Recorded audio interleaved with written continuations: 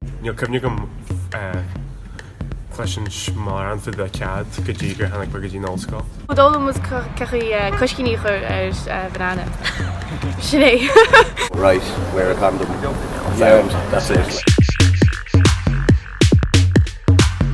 Chun leabhartha idir beirt duna atá réile ghlachapóirt I like gnéis so.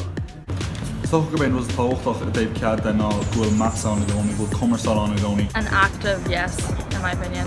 Dír cad is cad é. nó bhfuil is go léir cad mai si daanamh agus tá si go léir take leir leis. Tá sé tú le cuppa té mar like what tú géirí gé. It's like, it's common sense, you know? Gohfuil an dá farsaí sásta an rud dhéana cibhúir a hain. Making sure that the person that you're with is completely 100% with what is about to happen. Ufosok. Not great.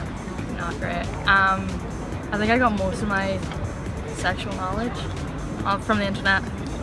Clúdaí siad na rudí bonúsach like ní raibh mór an faoi cads na rang é sin. There's, I think, 6th class. It's in one ear, not the other. Yeah, class too busy skating like. Right, rinne sé an job. Don't know. Ish.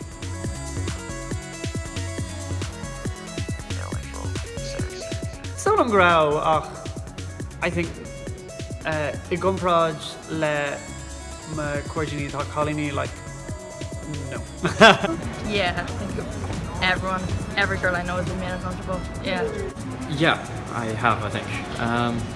But I think most people have, and I think that's awful. It's time gobar sa teachtóir ag an nóma seo agus bíon dags a rudí mar sin ag teachtasteach agus bhfuil nó tá daine ag agus rudí mar sin bíon siad sa rá rudí ní compórdaach dom agus ní móthaim né go má. I think it'd be hard to find a female who hasn't ever felt uncomfortable in a situation, from just going out on a night out, getting heckled or a slap here and there, whatever. You know, I just think it's so common and people don't realise how common it is.